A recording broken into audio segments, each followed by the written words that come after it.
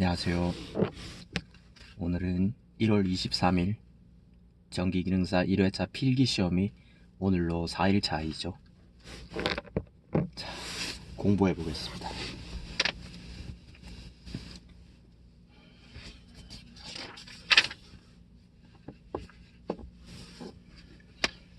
자, 정유회로에서 시료값이 220V, 위상의 점호각이 60도일 때 정유 전압은 몇 볼트인가? 단 저항만의 부하이다. 저항만의 부하이다. 33번에 2번 148 단상 전파 정유 회로에 대한 문제입니다. 직유분 전압, 직유분 전압. 단상 전파 정유 회로 ED는 파이 분의 2 루트 2 곱하기 2 갈로 열고 2분의 1 더하기 코사인 알파 갈로 닫고는 파이 분의 2 루트 2 곱하기 220 시료값 220 곱하기 2분의 1 더하기 코사인 점호각 60도 해서 148V 파이 분의 2 루트 2 곱하기 2 시료값 2 갈로 열고 2분의 1 더하기 코사인 알파 갈로 닫고 코사인 세타든 알파든 네. 좋네요. 노출 장소, 점검 가능한 장소 제2종 가요 전선관을 시설하고 제거하는 것이 자유로운 경우에 공률 반경은 안찌름의 몇 배 이상으로 가야 하는가? 35번에 2번 3배 제2종 가요관의 구분 부분 가요 전선관을 시설하고 제거하는 것이 자유로운 경우 곡선의 반지름은 3배 이상이다. 평균값이 100V일 때 시료값은 얼마인가? 해서 시료값을 쉽게 구하는 공식 V는 1.11 곱하기 최대값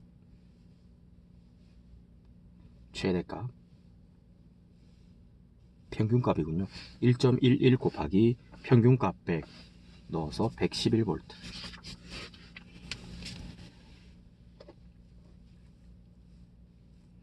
가공 인입선의 최소 굵기 지지물 간 경간 거리가 15m를 초과한 경우 답은 2.6mm 이상 경동선 이와 동등한 것일 것. 지지물 거리 경간 15m 이하는 2.0mm 이상도 가능. 그 다음에 공기 중에서 자석 밀도 2웨버/제곱미터의 평등 자장 속의 길이 60cm 직선 도선을 자장의 방향과 30도 각으로 놓고 여기에 5A의 전류를 흐르게 하면 이 도선이 받는 힘은 몇 뉴턴인가? 41번에 4번 3뉴턴 F는 IBL sin 세타 F는 IBL sin 세타 IBL sin 세타 전류 그리고 자속 그리고 도체의 길이 그리고 사인 각도를 찾아서 넣어서 5 곱하기 2 곱하기 0.6 곱하기 사인 30도 해서 3뉴턴.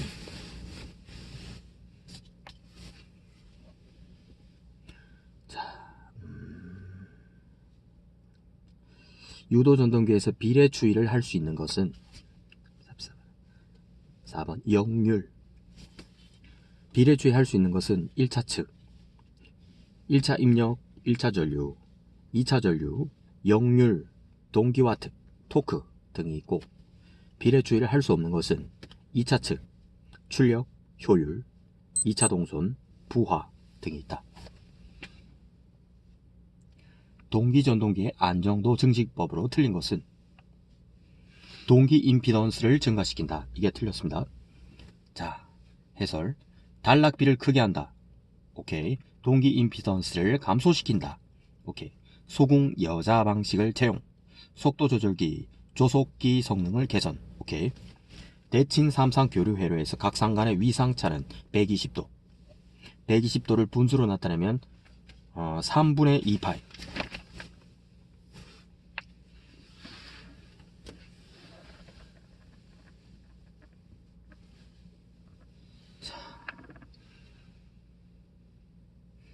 30W의 전열기에 220V, 주파수 60Hz의 전압을 인가한 경우 평균 전압은 어떻게 되는가?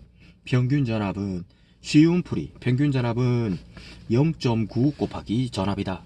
해서 0.9 곱하기 220 하면 198V.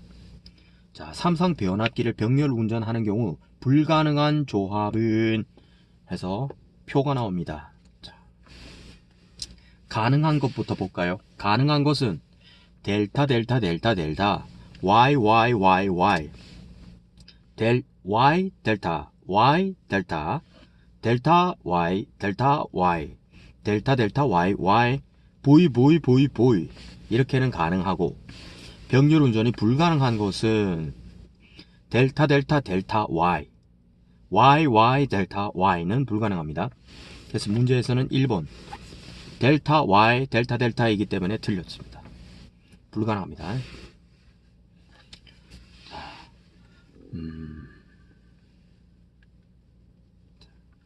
6옴, 8옴, 9옴의 저항 3개를 직렬로 접속하여 5A의 전류를 흘러줬다면 이 회로의 전압은 몇 볼트인가? V는 IR, 전류값 5 곱하기 저항, 직렬이므로 다 더해주고, 갈로 열고 6 더하기 8 더하기 9 갈로 닫고 5 곱하기 갈로 안에 있는 거를 곱해주면 115V가 나온다. 후강 전선관 호칭에 맞게 설명한 것은 후강, 두꺼운 것, 두꺼운 금속 관 중에서 두꺼운 전선관을 후강 전선관, 호칭은 전선관의 안찌름, 내경에 가까운 짝수로 후강 전선관은 16부터 시작을 합니다. 16부터 시작을 해가지고 104까지 있죠. 총 10종입니다. 16 중학교 3학년 때 16, 그리고 22 군대에 갔을 때 28 서울에 올라온 나이, 36 인천에 온 나이, 그리고 42 현재의 옛날 한국 나이죠. 그 다음에 42에서 12 다음 54 12년 후죠. 또 다른 16을 다음에는 70, 70에 11을 다음면 82, 82에 10을 다음면 92, 92에서 11을 다음면 104다. 총 10종. 안찌름 내경에 가까운 짝수. 자, 가공전선로 고압에 철탑에 지짐을 간 거리 경과는 몇 메타로 제한하고 있는가? 54, 4, 600m. 자, 두 평행하는 도선의 길이가 1m, 거리가 1m인 왕복 도선 사이에 단위 길이당 작용하는 힘의 세기가 18 곱하기 10의 마이너스 7승 뉴턴일 때 전류의 세기를 구하는 공식. 답은 3. 자, 평행하는 도선 사이 작용하는 힘의 세기 F는 R 거리분의 2 곱하기 I1과 I2의 곱이죠. 2 곱하기 I1과 I2의 곱 곱하기 10의 마이너스 7승. 이 공식을 활용합니다.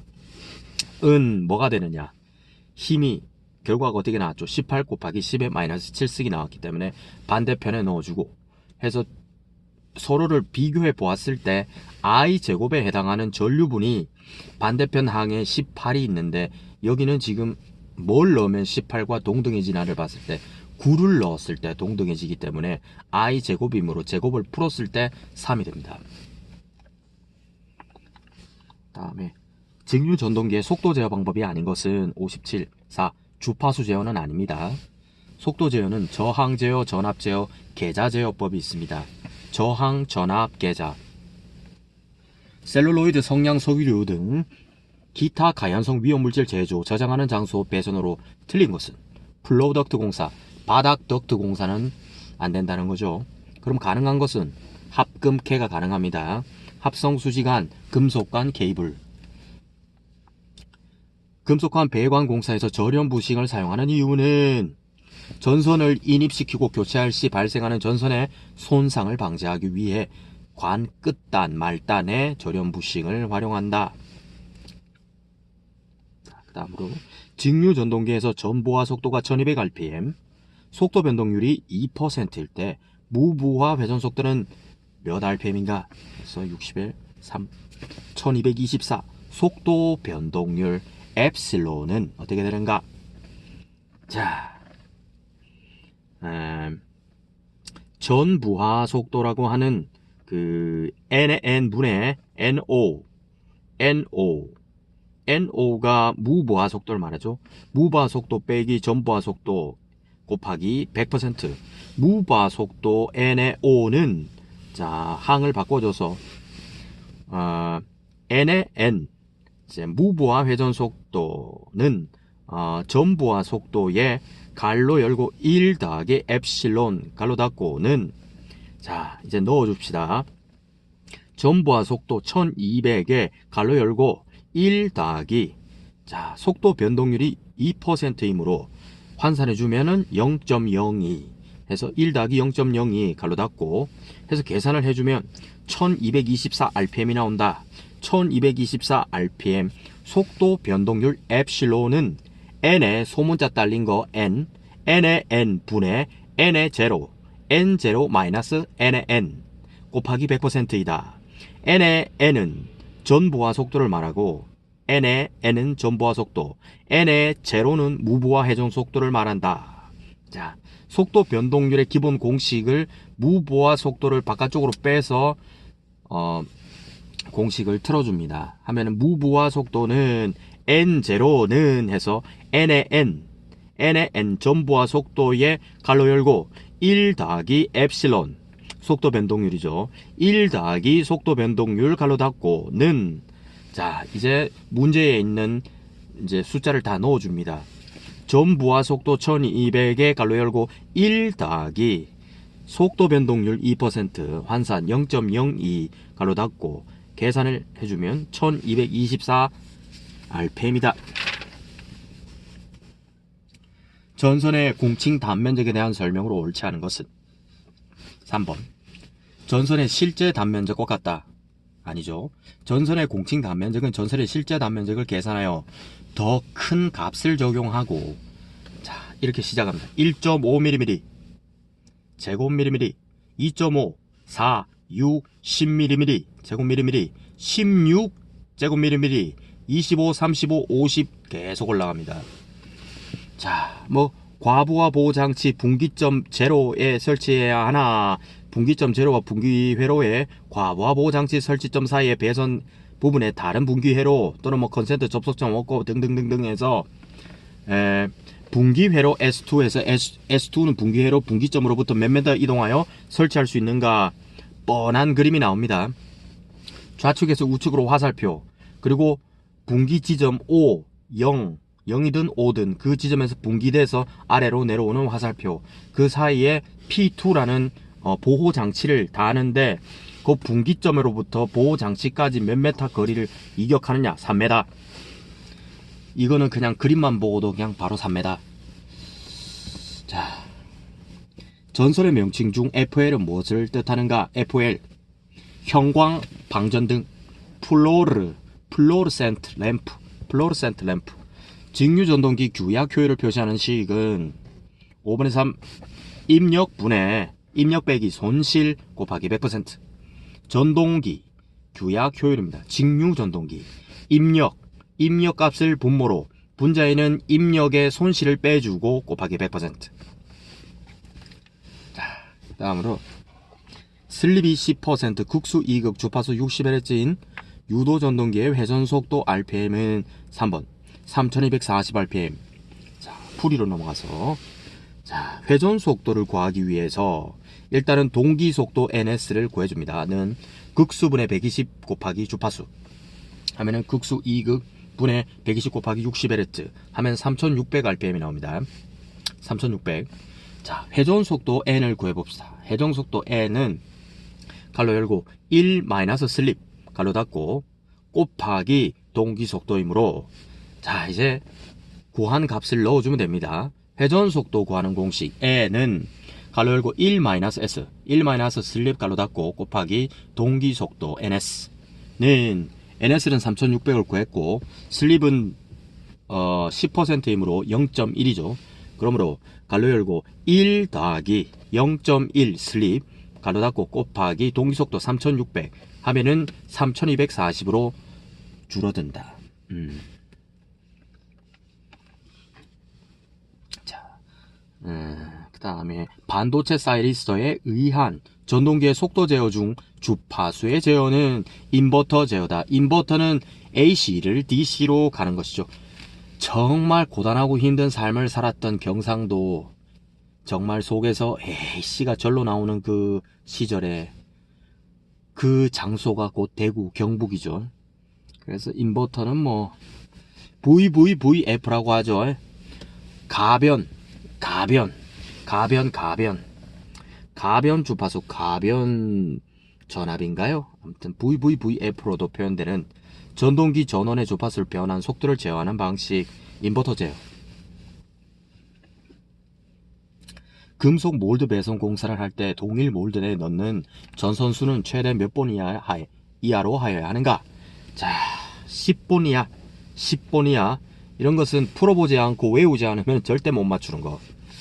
패러다이 관에서 단위 전위차에 축적되는 에너지, 단위 전위차에 축적되는 에너지.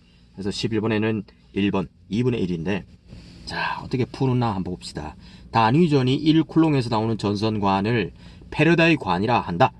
그 양대에는 항상 1 전하에 1쿨롱의 전하가 있다. 단위 전위차는 1볼트이다. 보유 에너지 W는 2분의 1 QV, 2분의 1 곱하기 Q 전하량 곱하기 전하 해서 2분의 1 곱하기 전하량 1 곱하기 전압이 단위 전위차 1이니까 2분의 1이 된다. 그냥 2분의 1, 2분의 1. 축적되는 에너지 하면 무조건 앞에는 2분의 1이 나오더라고요. 그러니까 나머지 전하량, 전압은 전부 다 1이 기본값이기 때문에 그냥 2분의 1. 어드미턴스의 실수분은 무엇인가? 어드미턴스, 컨덕턴스, 서셉턴스, 리액턴스, 임피던스. 이런 것들이 나옵니다.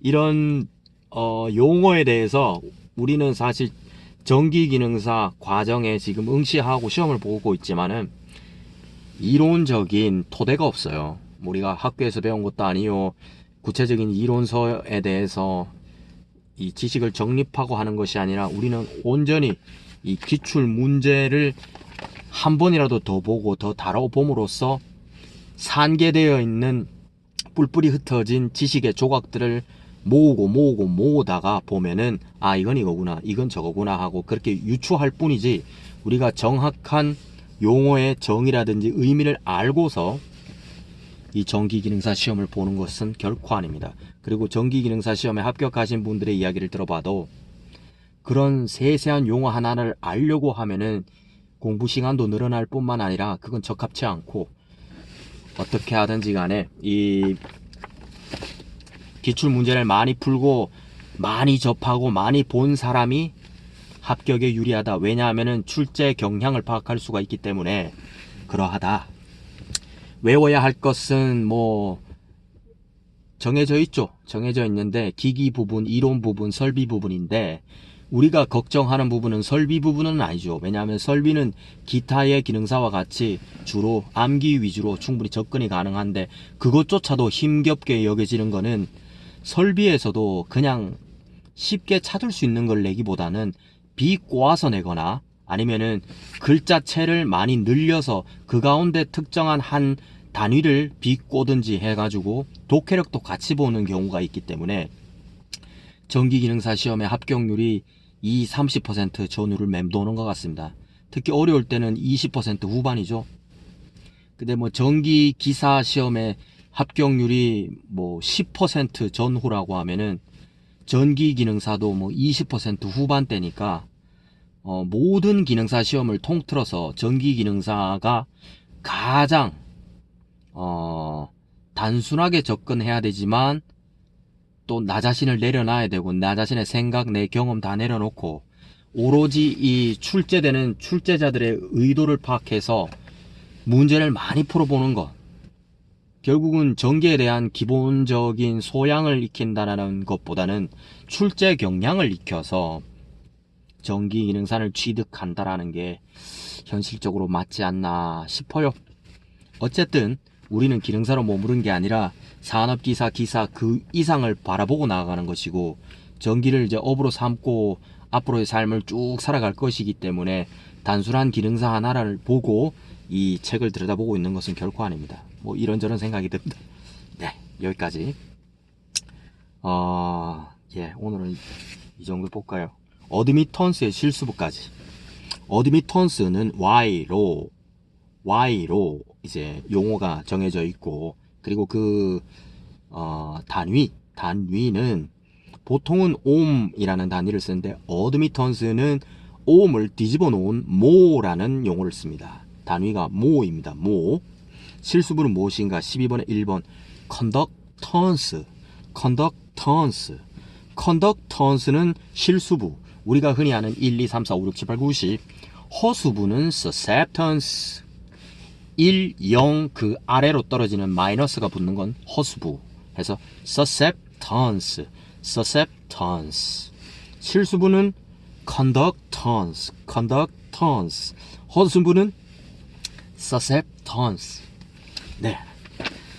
오늘이 이제 반나절이 지나갔고 이제 남은 시간이 이제 퇴근하고 나면은 도서관에 가서 공부하는 2시간 반 정도의 시간이 지나면 바로 내일은 주말이고, 저는 이제 제가 시험 보기로 한 장소인 대한상공회의소 인천인력개발원 공학관으로 가서 전기기능사 1회차 시험을 봅니다. 사실 뭐 문제집을 볼수록 모르는 게 너무 많고 봤던 문제도 공식이 떠오르지 않고 그런 것들이 허다한데요. 어쨌거나 매일같이 꾸준히 도서관에 가서 공부를 했고 필기를 하면서 공부를 한다고 했는데, 사실 먼저 합격하신 분들이 좋은 하기를 기출문제를 막 5번씩 막 10번씩 이렇게 본다는 마음으로 만화책 보듯이 막 계속 그렇게 봐라 말씀하셨지만, 실제로는 제 성격상 그렇게 보진 못했고 전체 이 기출문제를 딱 한 바퀴 봤습니다. 한 바퀴를 보고 거기 나와 있는 해설의 용어를 이제 정리하는 것으로, 필기하는 것으로 제 공부는 이렇게 일단락이 될 것 같습니다. 그래서 이제 이렇게 정리해 놓은 이 용어집을 이제 오늘 도서관에 가서 한번 쭉 전체적으로 한번 훑어보고 전기기능사 시험을 보러 가면 될 것 같습니다. 오늘 남은 하루도 평안하시고 또 건강하시고 안전한 가운데 잘 마무리 지으시고 주말에 또 쉼을 얻으시기를 바랍니다.